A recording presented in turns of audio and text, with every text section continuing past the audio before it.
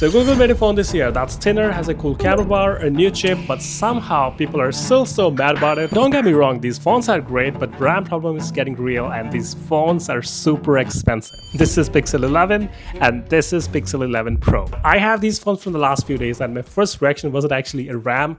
It was this feel like a genuine piece of hardware. I mean, Google didn't reinvent anything new. If you don't like the look of 9 or 10, you might gonna like it because they actually changed the design a little bit. They didn't change anything with the camera bar. It's still the same design since the 6, and it's about 40% thinner, and instead of that metal and the glass combo from before, they actually changed the whole camera bar just with a single sheet of glass going edge to edge into the aluminum frame. It actually looks cleaner, and I don't know how it's looking in the camera, but in real life it's actually looking way better and so premium. If I have like Samsung at 17 Pro Max in front of me, I would pick this one because it's looking so beautiful.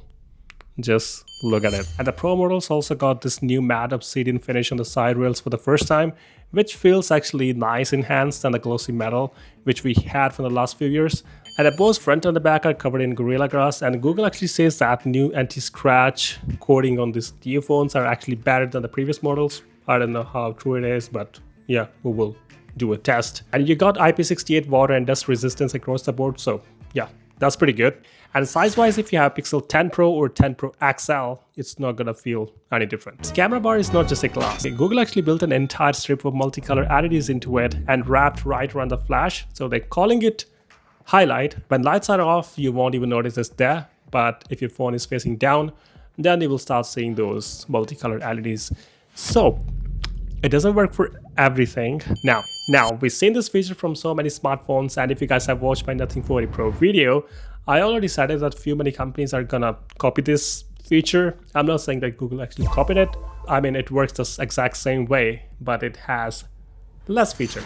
So if you're using the Gemini, you will get this diffuse glow across the whole bar instead of this one point of light. If you receive any call and your phone is flipped down, you will start seeing those lights are flashing on the phone, which looks great. Like, I'm not gonna lie to you, this is the best piece of hardware I have seen in 2026, and it looks really cool.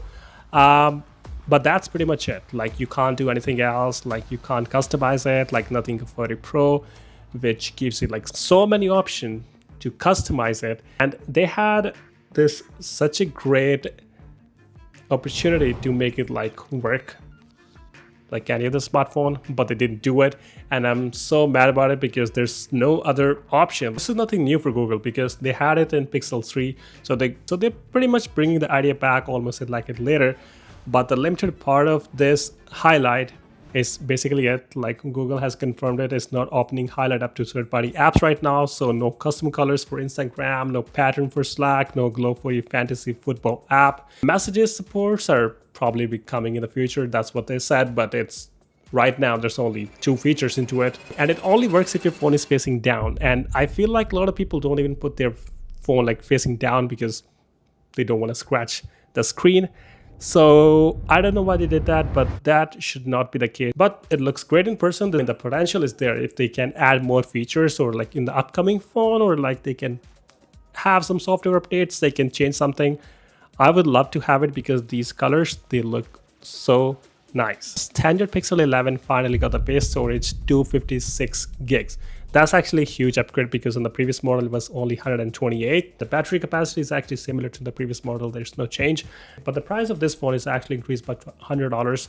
Right now it's sitting at $1,249 in Canada, which is a lot because for iPhone 17 the base model is actually cheaper than this one. It's around $1,100. That was the best deal in the smartphones. But this one it's actually a nice looking phone, but for the base model this phone is expensive and there's no highlight feature. The 11 Pro, you get 6.3 inches, 120 Hz of adaptive refresh rate, a peak brightness of 3600 nits, which is a lot.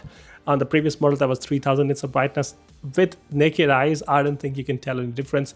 I always say that like 3000 nits of brightness is more than enough, but if you have it 3600, I think it's gonna be a lot handy if you go outdoors. But for me, I haven't seen any difference. And for this phone as well, you get Tensor G6 chip and 4850 mAh battery typical.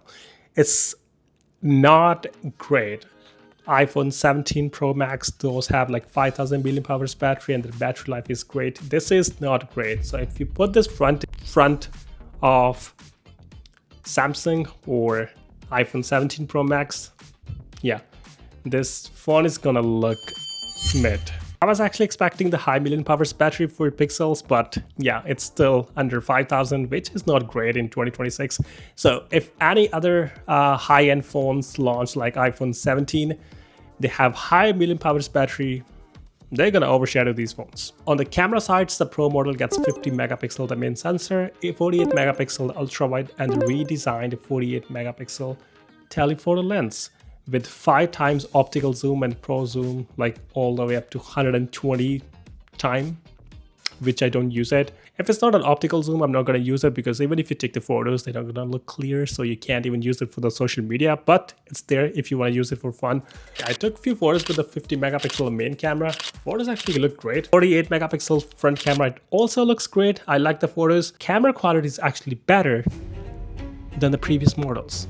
And it's actually better than Samsung's, because Samsung photos, they look way too sharp. These photos coming out of Pixel 11 Pro, they actually look similar to iPhones. So they don't look over sharp, they look clean, and the color just pop. The only problem I had last year, because with the Pixel 10 Pros, the processing wasn't great and the photos were like fine, but they were not clean. This time, the photos coming out of these phones, they look amazing. You can actually post it on the social media and they're not even changing the colors.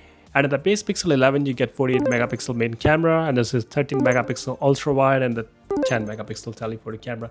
The photos coming out of the base model, they look great, but they don't have the updated sensor. But these photos, they look fine. I mean, you get 3 camera system for the base model. That is good. But if you compare the photos side by side with Pixel 11 Pro, you're definitely gonna lean towards Pixel 11 Pro, because it got such a clean looking photo static and it looks just nice to eyes. The price of these Pixel 11 Pro and the Pro XL, it increased by $150 in Canada, which is a lot. And the last year's Pixel 10 Pro and the Pro XL, it came with 16 gigs of RAM.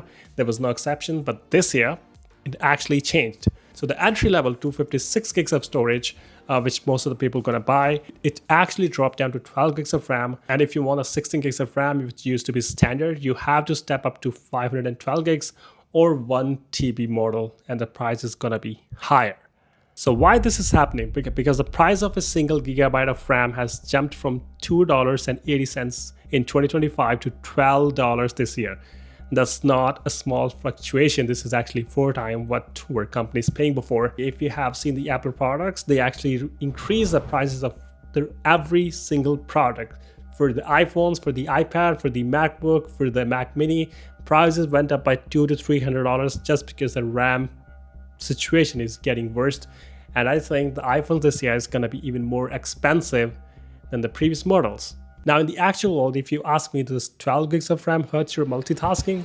I would say no. I haven't even noticed it, because for the phones, even if you have 8 gigs of RAM, that's perfectly fine, because even if you do multitasking, it handles really well. So for these phones, Pixel 11 Pro and the Pixel 11, the 12 gigs of RAM is more than enough. And we got this new Tensor G6 chip, which makes everything smoother. So even if you're taking the photos, you're doing the multitasking, it's gonna be similar experience like Pixel 10 Pro. But since the RAM was down, the prices should be down, or like similar to the previous models. That's the only problem I have. I hope they're not gonna increase the prices in the future, but iPhones, I'm pretty sure the price is gonna be so high compared to last year's model. My only disappointment with this phone is the battery life, because they should have done better, because the battery life of Pixels are not way too great. Like they drop way too fast, and it's similar experience with these two. These Pixel Pro XL is actually the similar price to iPhone 17 Pro Max, which is like a lot. Google phones used to be cheaper, but now they're not because all these Android phones are going even more expensive than the Apple. I mean, it's fine for me with the multitasking, it works fine, but the price increase is a real debate. That was my take on Pixel 11 and 11 Pro, and I'm gonna stick to my Pixel 11 Pro because I really like this phone's design. It just looks beautiful in hands. If you guys still have any questions, you can shoot me a text on Insta, or you can leave a comment. That's it for this video, and I'll catch you guys in the next one. Bye.